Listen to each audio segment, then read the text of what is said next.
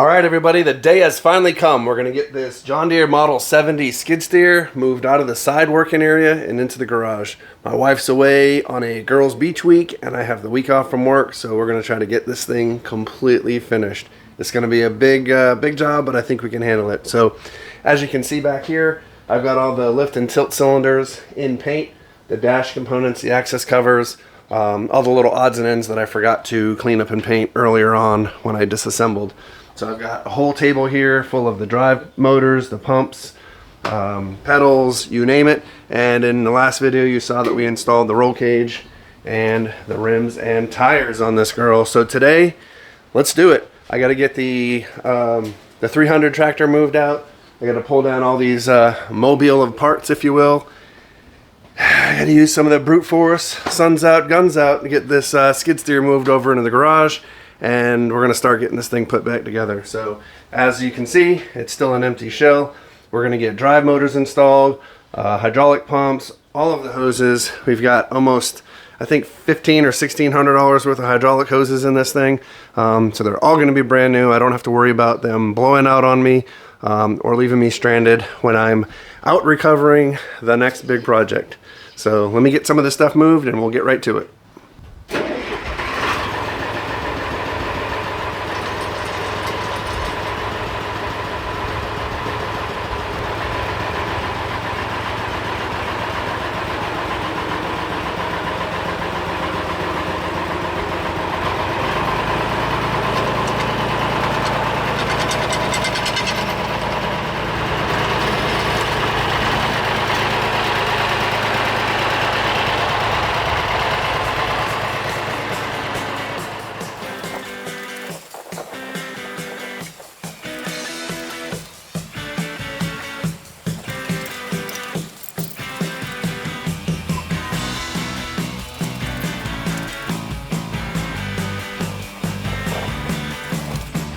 Alright, first time rolling on the new tires.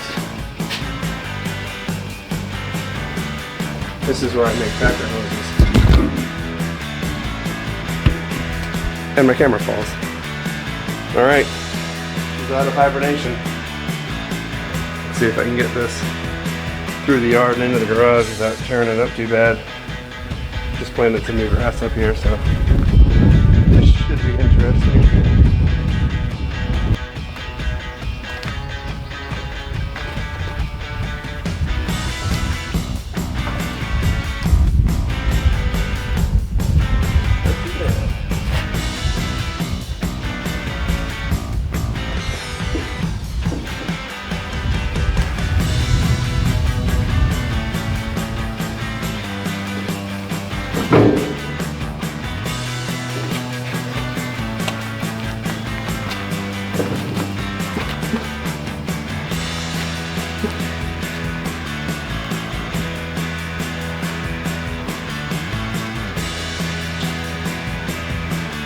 Alright, so I cleared the garage door. That's good.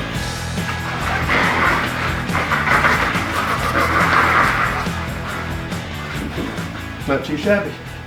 Unfortunately, that's going to be about 10 times harder once we get all these pumps and motors installed and add a few more 100 pounds to it. But yeah, this will definitely make working on this a lot easier.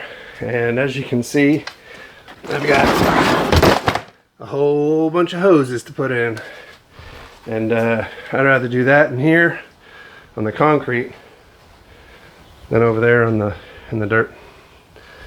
All right, let me finish cleaning up my mess over there and dive into this bad boy.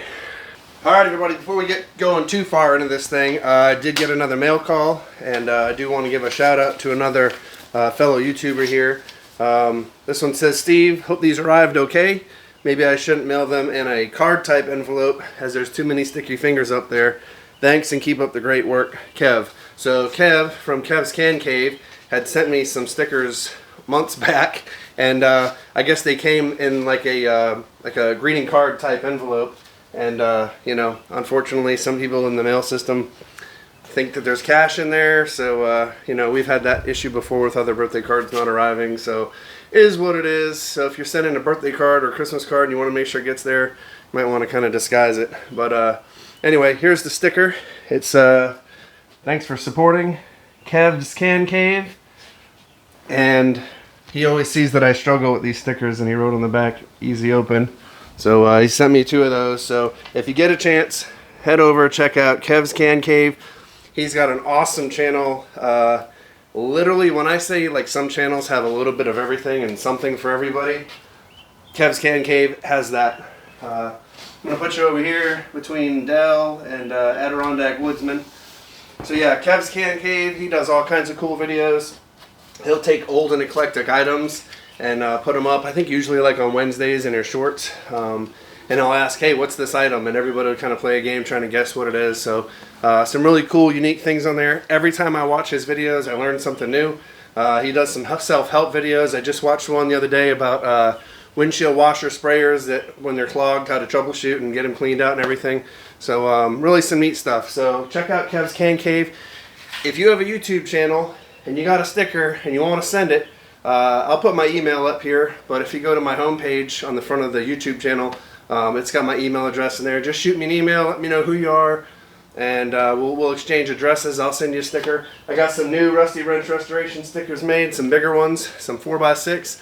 So I got to step it up a little bit. You know, Gary, Tractor Talk with Gary, he's got the biggest one still so far, but we're trying, we're getting there. But anyway, if you get a chance, please check out all of these channels because there's something amazing on here for everybody. Tractor Talk with Gary, Knowles Garden Tractors and Firewood, Open Air Adventure, Kenny's a good dude, Adirondack Woodsman, obviously Ken's Can Cave, and Backyard with Dell. So support these channels. They help me, they support me. We help each other out, comment on each other's you know, posts and videos and everything, and it really helps algorithm to get our videos out there to get more subscribers like you. One of the only drawbacks to filming in the garage is, well, it's kind of dark in here during the day anyway. I mean, the lights seem to make a difference at night, but having this roll cage on here doesn't help the situation. So I brought one of my lights from outside and temporarily mounted it up in here to shine down so we can get a better view of what's going on. These lights I got at Home Depot. I want to say they're like 50 bucks a piece, and there's 4 LED bulbs in there, and you can link 3 of these together, and I'm telling you what, it lights it up like a ballpark stadium out there, especially at night. So if you need some lighting, go check that out. It works pretty good. So I think we're going to start with putting the drive motors on. If you didn't check or watch the last video, I wanted to show you on here that if you look at the front of this drive motor, and I'll see if I can, oh, I don't have good light there. Let me get you a flashlight. It's kind of weird filming in here, and of course this other light under the skid steer is not helping. But if you look in this top cavity here, you'll be able to see a vent hole. That hole needs to be at the top. So this motor can get put in this way, which is right, or 180 out, which is wrong. So ensure the vent hole is at the top.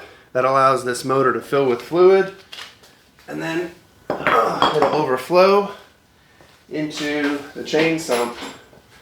So I went back and I looked at all the pictures and photos that I took when I disassembled this, and the one with the elbow pipe here is the right-hand drive motor, and this one here with the 90 degrees is the left-hand drive motor. So as we know in my other video as well, I had some gaskets made, and that's these right here. Again, I got some extras, but one for the right, one for the left. And you don't have to use the Permatex, like I said, because it's a paper gasket. But I think just to be on the safe side with this one, we're going to throw a little on there. Because the last thing I want is for this thing to be leaking oil internal. So I'll clean up those flanges. We will put on the new gaskets and put the right and left drive motors in. And then I also have all 4 of these access covers cut. Those are the ones that cover on the inside where the castle nut and cotter pin go for the hub bearings. So we'll get those 4 installed as well. Alright, so as always, my videos end up turning into a product review. So You know, I was taking the video out here talking about putting the hydraulic motors in, and it just seems so dark in here. Now during the day when I turn my garage lights on, they seem kind of dim anyway. Now, but at night it always feels like they're like stadium lights are on. So as you can see, I have 2 fixtures in my garage. This one's off right now, or out, and they're the old Philips fluorescent bulbs. And because I do work and stuff in here, I don't want to ever risk the chance of hitting them and having them shatter. So they're covered with like a plastic sleeve that goes over it. So in case you bump it and it breaks the bulb, it stays contained. So, all right, so I was out here and filming, and I'm like, geez, it's just like really dark. And then of course, when I plug this one in so that we can have the light underneath the skid steer, nothing wants to cooperate today. This was like, oh man, it's so much brighter. Obviously they're LED, but it just like drowned it out, the whole garage lights. It almost was like a sound stage in the middle of the skid steer. All right, so anyway, so looking around, I realized that I had 1 bulb on this light fixture and 1 on the other one that were out. So I only had 2 of the 4 bulbs lit. And I'm like, okay, maybe I should go get some more light bulbs so that I can replace them and have some better light. Well, guess what? I don't see any. I guess maybe this is part of that whole light bulb stop making certain ones thing or whatever. But anyway, fear not. Here's the 2 old ones. This one you can see the plastic sleeve that covers it so that in the event that it breaks, it stays contained. But this other one here was already getting hot anyway. Look at that. It actually melted that plastic cover. So, and you can tell by looking at it how dingy they are. Let me roll it. There's the side that was down, and there's the side that was up. So they've been collecting dust over the years. I've had these things installed probably for like 5 or 6 years maybe. I don't know. So I got something new. I got some LED direct replacement. So it replaces the fluorescent tube. And the biggest thing you want to see down here, plug and play. Quick and easy, requires no rewiring. And the ballast remains intact. This one's got 5,000 lumens, 35,000 hours. Let's do the math real quick. And that comes out to almost 4 years of staying on all the time. So these should last a while. But like I said, the biggest thing about these specific ones I got is the ballast remains intact and requires no rewiring. They have other brands out there, but you have to rewire the light or take out the ballast, whatever, and I just don't feel like doing that. So hopefully these will work. I don't know. It's not a name brand company. It's Fiat Electric, F-E-I-T. I have no idea. Anyway, these are at Home Depot. They're like 34 bucks for the pack of 2. So hopefully this will work. So I think what I'm going to do is this side over here still has the 2 fluorescent with the dirty plastic tubes. Look at that one. You can see that one's melting too, the one on the right. Anyway, so this is the old fluorescent bulbs with the plastic covers that are nasty and dirty, just like this. They look brown and yellow.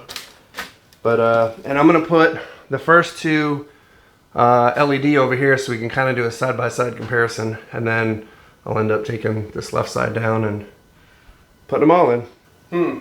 Yeah, it looks about the same actually. Let me get the camera spread here. I'll shut these skid steer lights off. Alright, let's do our side by side here. Looks about the same to me. These are the old fluorescents, and these are the 2 new LED. I guess actually those are brighter, but it could be just because these covers are dirty. Anyway, neither here nor there. I'm going to pull these old ones down, put the new ones in, and we'll get back to it. So this access hole that you see here is for my right rear hub. If you looked in the previous video, you'll see that this is where we put the hub spacer washer and castle nut with the cotter pin through it. So basically we want to get those holes sealed back up. Now when I took this apart, it came with just a quart gasket in there, and it seemed to hold okay, and I'm sure it would be just fine. But I'm just going to put a light little coating of the black Permatex RTV just around this inside area, because If you know me, you know my two pet peeves are oil leaks and flat tires.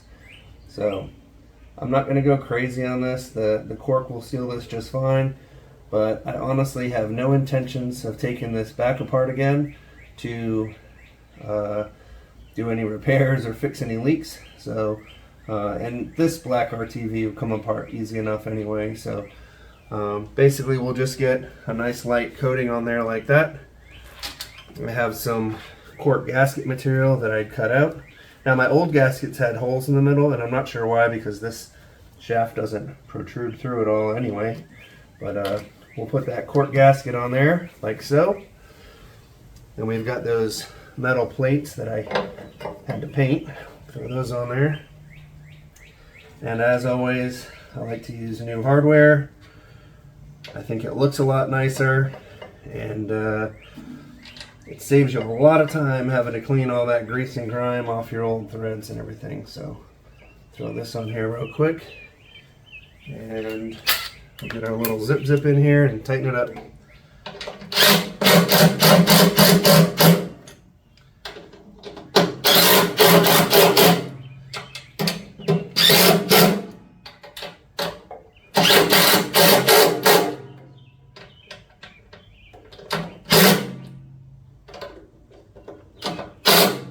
I'm sure there's a torque setting for these, but we're going to tighten them up to about what they are right now. And there's no need for me to show you the other three. It's the same as this, so why bore you with it?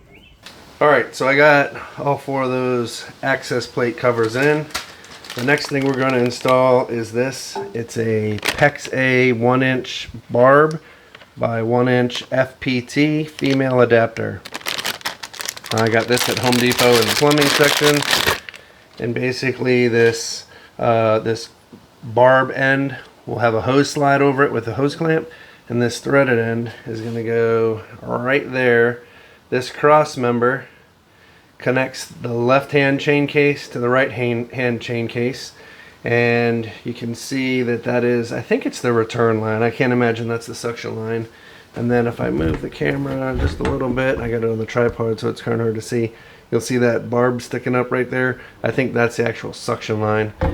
But basically I'm going to put some thread tape on this and get that installed, because once I put this drive motor in, it's going to limit me getting in there with a wrench or a socket to get this tight. So I'll just get it in there now and just put the hose on later. Hopefully this goes in okay. I put a little excess thread sealant tape on here. It's not really sealant, it's more of a lubricant, if you will. But I might have put too much on there to try to get that in. Let's see. It looks pretty straight. The fitting that was in here was aluminum, and when I took it out, it snapped. So I definitely don't want to break this or cross thread it in there. This is a 1 3/8. But I also want to make sure that it's good and tight and I don't have any air leaks, because it is a hydraulic. I think it may be one of the suction lines. It could be a return, I'm not too sure, but either way, I want to make sure it's good and tight and airtight. So go ahead and finish getting this in and move on to the next thing. So when we took this thing apart, there are certain nuts and bolts that go through into the chain case, and they hold the drive motors on, they hold the idler pulleys and gears on, but basically you have holes drilled in your oil sump. And here's an example of one of the bolts that has this washer that goes on and the nut on the other side. So the problem I ran into was John Deere doesn't make these washers anymore. Now, they're called bonded sealing washers, and this is one of the original ones that came out. And basically it's a washer with a rubber insert. And if you look in the tech manual for this, or the service manual, you'll see that rubber insert has a triangular shape to it. So basically the circle part of the rubber will compress to seal, and these three little triangle lips that are in there are what seal against the threads in the bolt. So I had to try a couple different ones to find the right product. This first one, it's also a bonded sealing washer. It's from Grainger. And you can see it has the rubber sealing surface, but it doesn't have the 3 little rubber lips in there to seal against the threads. This next one, also called a bonded sealing washer, I got from Bolt Depot. Now this one has rubber completely on one side. It's like a sandwich. And this washer is actually a little bit cupped or concave, so that when you tighten it, it'll kind of press in and seat that rubber washer. It wasn't until I finally found these online from USA Industrials, and I'll show you the bag here in a minute, but it's called Thread Seal Rubber Pleated Steel with Berna Rubber. Now these are 1/2 inch screw size, and they come in a pack of 5. So let me show you the packaging here. Hopefully this will show up. I have this zoomed in from across the garage. But it's part number ZMBSW-19. Screw size 1/2 inch, material metal bonded thread seal. Again, this comes in a bag of 5. There's 5 in a bag. I think I need like 19, so I have the 20. But anyway, this is the one that we're going to be using to reassemble all this hardware through the chain sump casing. And hopefully none of it leaks. Alright, on to drive motor installation. So again, I'm going to use these proper triangle shaped bonded washers for this side of the chain case, the outside. But being as I have these other ones, they were the cupped washer with the rubber, I think I'm also going to insert those on the inside. I think these fasteners are long enough where I can support that. So really I'll kind of end up getting double the sealing action here, and hopefully we'll see how that works. Actually, I think it's these triangle ones that go on the inside, because you can see this flange on my nut here has some teeth to it. So basically, yeah, these are just kind of thread down into the bolt, and you can see how that seals up against the washers. So I'm going to thread these washers onto these 2 bolts. The bolts will go on the inside out with the nuts on the outside here. And let's see if we can get this thing to seal up properly. Now by doing that, I just cleaned out those threads. So these fasteners I didn't replace. And by running that washer down, it cleaned a whole bunch of gook out of those threads. So I want to clean that off so that I got a good sealing surface here. I'll make sure I clean those other threads before I put those on. There we go. Alright, so the bolt is going to come from the inside out. If I can find the hole here. There we go. And then we'll get this sealing washer on this one as well. Let me clean these threads off and get it set up. So the second bolt will go through. I can probably get through this hole a little bit easier. Alright, so now my bolts are sticking out. I am going to, I guess I can't put that other washer on there because at this point this is where we have the gasket sealing, so I won't need those. Alright, so the correct rubber washers are on the inside of the sump, keeping oil from leaking out. I'm going to put some RTV on both sides of this gasket. We'll put the gasket on, and then we'll install the pump and tighten down the 2 nuts. That's the right-hand drive motor. Don't forget to make sure you have your vent hole at the top, and we'll go from there. I might actually go over and do the left one first, because this left one's on the bottom and it's going to be easier to get that in, and then this one on the top. So we'll shift over to the left side. But I'll show you the right side, because the left one's under a bar, you won't be able to see it. So I'm going to go put the left one in, and then I'll show you this right one as we put it in. So I got the bottom left drive motor in. Really wasn't too bad. So I'll just kind of show you what I did for this right hand side as well. Now again, I know I always say do not put Permatex or gasket sealant or anything on paper gaskets, but I'm willing to risk it for this because I do not want to have to take this back apart again. Even if the gasket doesn't seal, at least I know this Permatex will. Because to get back to these drive motor gaskets to pull them off, basically I got to pull all the hydraulics off again, and that's not a fun time. So I'm going to go against my own best judgment here, and I'm going to go ahead and coat these anyway. The reason I always say don't coat them is because this Permatex or RTV, whatever it is you're using, actually seals up the pores at the end of the paper gasket.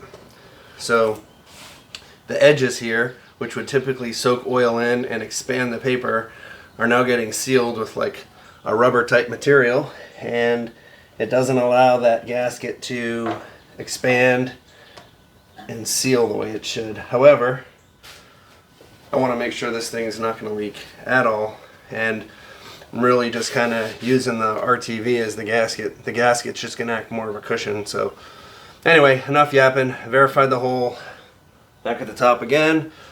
We've got the RTV on both sides. I've got the rubber washer on the inside of the chain case for both bolts. So basically, we're just gonna stick this pump in the hole, try to get the bolts to line up if we can. If they don't or they push in, it's not really a big deal. But the biggest thing is this flange for the pump. Pops in the casing like that. Now I can reach in and push my bolts through. Get a nut on, or try to. If I can get one on to hold the pump there, it would be great. This is when a third hand comes in handy. Third hand handy. I think that might be enough to hold it. Let's see. Come on. Alright, let's try to get this other bolt through. Maybe this other nut will thread on easier. It's like rebuilding a transmission through an exhaust pipe here. Alright, a couple threads on. There we go. That should hold her in place. I can get a couple more turns on this one. Anyway, you want to get both these tightened up best you can, and we'll go from there. We'll figure out what position all these lines need to be in, and start getting some hoses on. Alright, so we were able to get all 4 of these cover plates installed. We got the left drive motor down there put in, and the right drive motor here. I was able to get the, I believe it's a suction line for the cross member installed, and then I ended up taking this one apart down here, and I cleaned the threads and got it put back in nice and tight. When it comes to hydraulics or any other type of oil system or fuel system, anywhere on the suction lines, you don't want to have any leaks. Well, you don't want any leaks anywhere, but you definitely don't want them on the suction side, because you're just going to continuously draw air and get the system airbound, and you'll be chasing it forever, and it's a pain. If you do have air leaks or suspect air leaks, one thing you can do as a trick is take some cling wrap or cellophane and wrap it around all of your fittings and run the machine. You shouldn't have any leaks at that point. This is just temporary. You're not going to leave it on there, but run it to where you don't have any airbound issues, and then slowly just take one fitting apart at a time. So take the cellophane off, you know, fitting 3 for an example, and you know, see if you get airbound. If you don't get airbound, then you know that's not your fitting that's leaking. So take the fitting off fitting 4, or the cellophane off fitting 4. Now if it starts to run airbound at that point, then you know that's the fitting where your problem is. So just a little tip there: cling wrap, cellophane, whatever it is you call it, wherever you're at, just wrap it around there. It'll seal it up and help you troubleshoot those issues. So anyway, that's enough for today's video. We'll be back out here tomorrow, and I think we're going to try to get the chain adjustment pieces in. We're just going to dry fit the washers with the rubber bonded washers with the bolts, you know, until we move this back to the side of the house again and we get chains in here. I'm going to need to move all those sprockets and chain tensioners. So like I said, we'll just put the hardware through with those rubber bonded washers, kind of as a placeholder. One, to make sure I got enough washers, which I'm pretty sure I do. Make sure I have all my hardware, and once we get it back over under the shelter on the side of the house, we can get the chains installed and adjust the chain tension, tongue-tied today, and get that hardware tightened up where it needs to be. So anyway, it's gonna be a quick put back together. We really don't have that much. The hoses are gonna take a bit of time, but I'm sure I can get that done in a day. The pump, all these panels, foot pedals.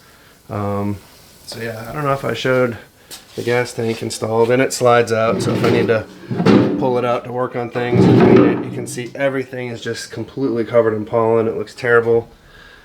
Not too happy about that, but there's really not much I can do until we get this thing sealed back up. So what I may end up even doing is, once we get all this hydraulic system closed up in here, I might put these side access covers on just temporarily, just so we can kind of give it a good soap and pressure wash down and clean it up, dry it up, before we move it onto the side over there. So anyway, I'm rambling. We'll be seeing you soon because this thing's going to get put together quick. Thanks for watching. If you haven't subscribed, please do. If you already have, thank you. I appreciate you. See you in the next one.